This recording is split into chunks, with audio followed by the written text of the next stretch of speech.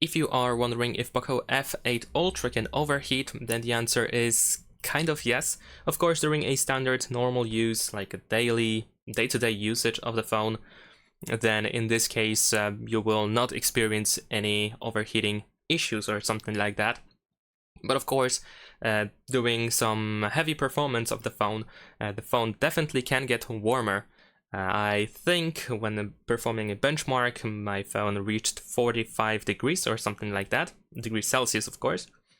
So it was kind of high, but right after that I didn't notice any drop of performance or anything like that.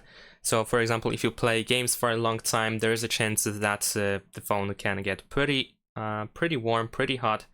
This is of course also due to the chipset that we have over here, which is of course really trying its best to get the best performance possible, and as a result it also can overheat.